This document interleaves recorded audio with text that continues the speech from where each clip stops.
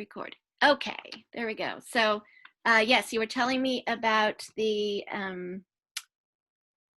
future plans for Palo Alto Youth Art Protest, and I was actually trying to see if I could purchase any prints. If you had any plans to sell any of the artwork. We would have to confer with the artist for sure before we did anything like that.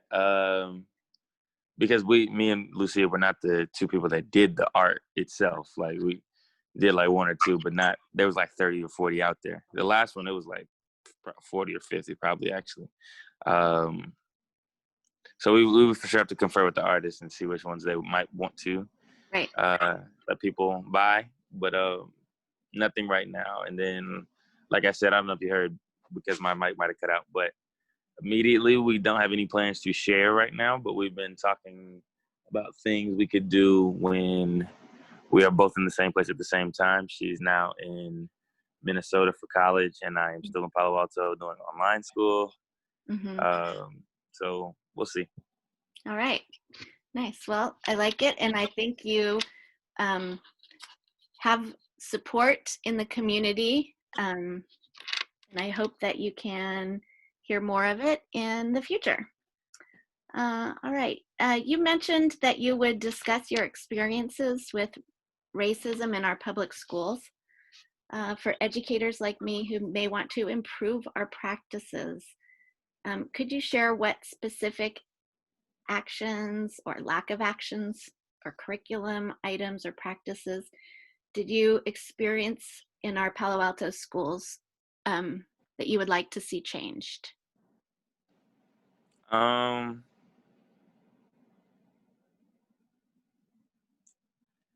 sorry, can you say that again? It was a big question. I'm sorry to ask. Yeah, I'm wondering, you know, I'm a teacher in Palo Alto.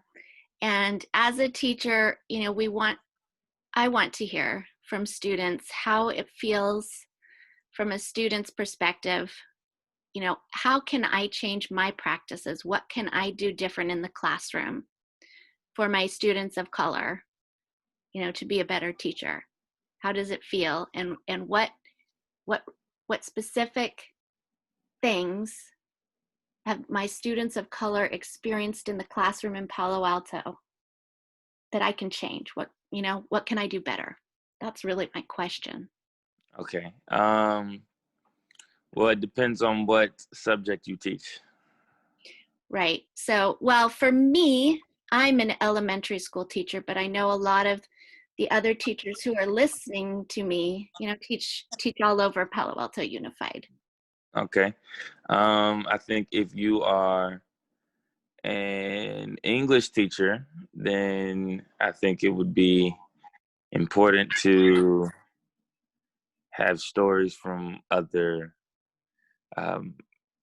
communities. If you like we can't just, I know there's certain mandated curriculum and things like, you know, 1984 that we have to read, but I do think it's important to hear stories from other people with other experiences, and it can't be so monotone to me. Something that could be done in like history classes or something is, you know, history from all perspectives. Like I've noticed in my history classes that history is, well, this is just fact. History is told from the point of view of the winner. So I think to obtain some sort of recount of history from another place, like maybe not, I don't know how feasible this would be for a history teacher, but like maybe get some history books from Latin America and then let them explain how their version of history is, and you know, try to add more perspective to our education. And then for math, I would say like I feel like for math problems you could use real world applications and like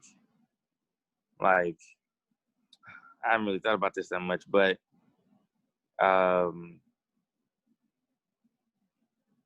for math, you could have like a word problem about like, okay, this many percent of this ethnic group had this much, like, you know what I mean? Yes. Like you could try to bring issues to light for your class through math, if that makes sense. My real world statistics. Yeah. And yeah, I just think like you could, as a teacher, that you could do more than just the minimums of your subject. And like, okay, I taught you how to read and critically think. Like, I would rather see it in action around some issues, you know? Mm-hmm. Right. So the curriculum certainly is something we know we need to address, Mm-hmm. and that's a challenge for us. Another challenge is implicit bias. I know I'm personally working on, and one of the ways that manifests itself for me, I think, in my practice in my classroom is, having trouble with names, Mm-hmm. mispronouncing names in my class. I have 420 students, and sometimes I call them the wrong name or mispronounce their name. So I really am working on that. But I know that it's a problem for my students, and one of the ways that they experience racism in my classroom. And I'm trying to bring that out into the open and have them help me improve that. Do you have other ways that you can suggest for teachers to improve their practices in the classrooms, that students experience racism like that? Do you know what I mean by practices in the classroom? Yeah.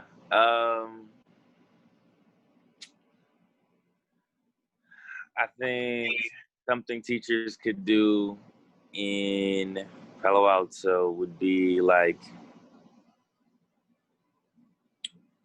let me gather my thoughts. Thank you.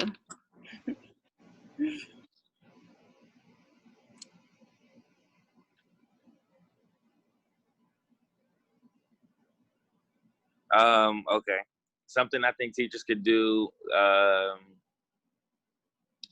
in I'm only gonna speak about Palo Alto, right? So Mm-hmm. something I think teachers in Palo Alto could do would be to always be aware of the socio-economic disadvantages that the people of color in their classroom face, typically, given that, you know, national housing discrimination, job discrimination, other things like that force most of the kids in color in our area into East Palo Alto or East Menlo Park, right? And I think that can affect a child's ability to learn and thrive in the classroom. And I think if a teacher is self-aware and aware of that, then they'll be able to maneuver and help that student in the ways that they would need, which would then create equitable solutions for the classroom.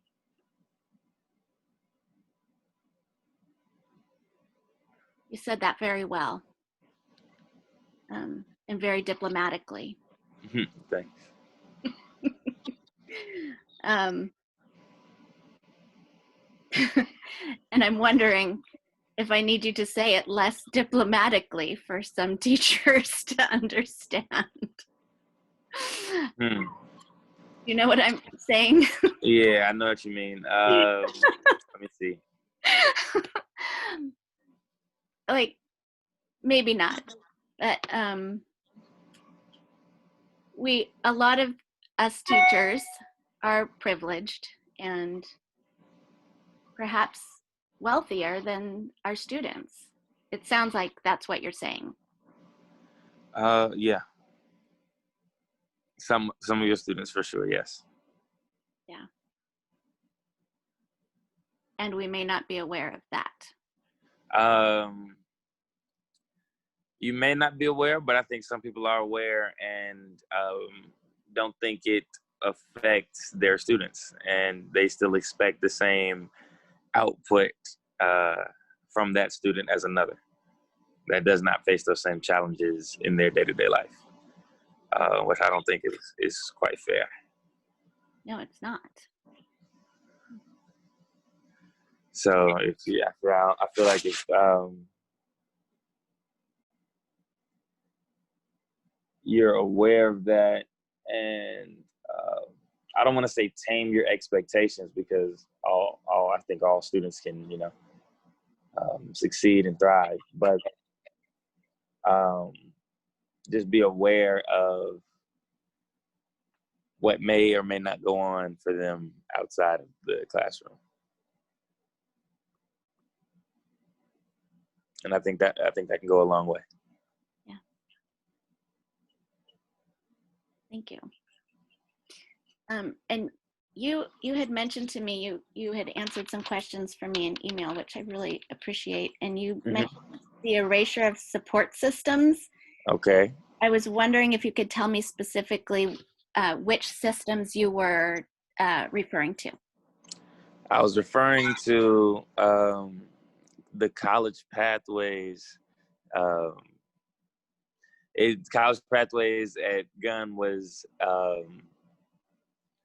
a system of support for students of color, in order to try and orchestrate them staying on track and getting accepted in the 2-year and 4-year colleges. Um, uh, and I want to say the success rate my year was like 94% or something like that. So it was effective. And I remember my sophomore and junior year, but when we were having that principal shift, like they were trying to cut college pathways from the budget, and uh, it wasn't around for a little bit, and we know a lot of seniors and juniors that came before me fought hard to make sure it stayed, because they had older siblings that succeeded through the program and whatnot, and I saw it work with my own eyes, and that's why I was like, you can't really take that away. Like, that just doesn't make sense if you say you're a school that's all about you know A+ ratings on niche, then I feel like that's something you need to keep around. So that was the main one I was talking about when I said erasure of support systems. Thank And you. then, not to mention, there's only like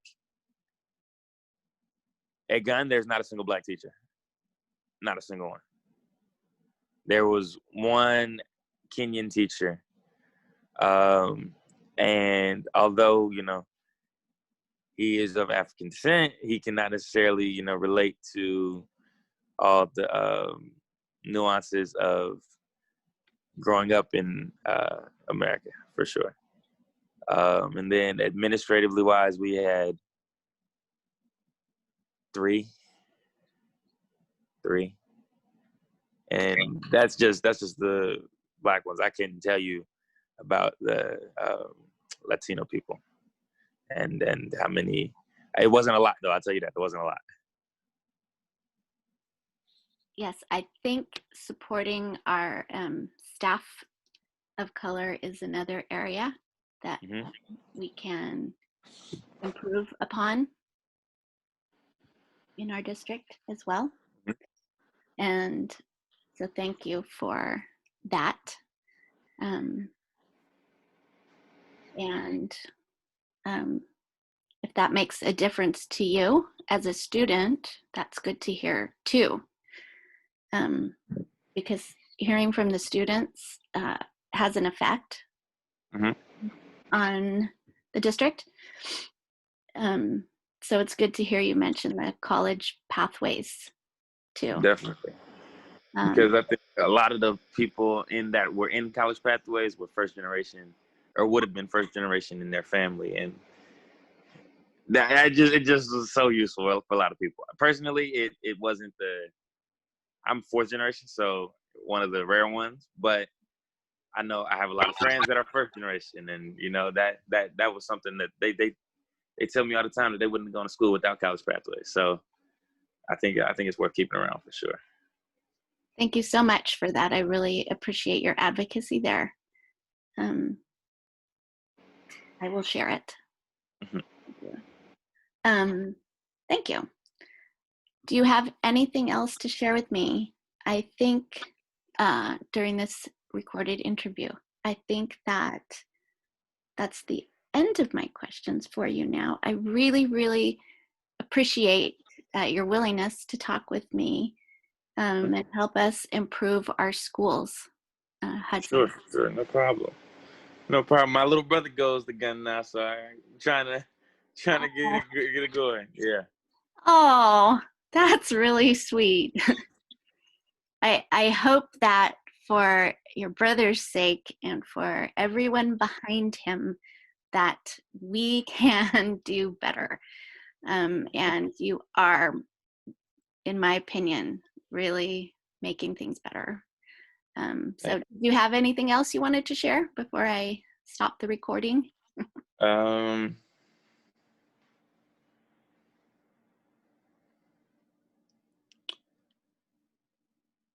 Nothing off the top of my head. Nothing right now. But if there is, that comes to me in the next 20 minutes, I will for sure send you an email or text. Okay,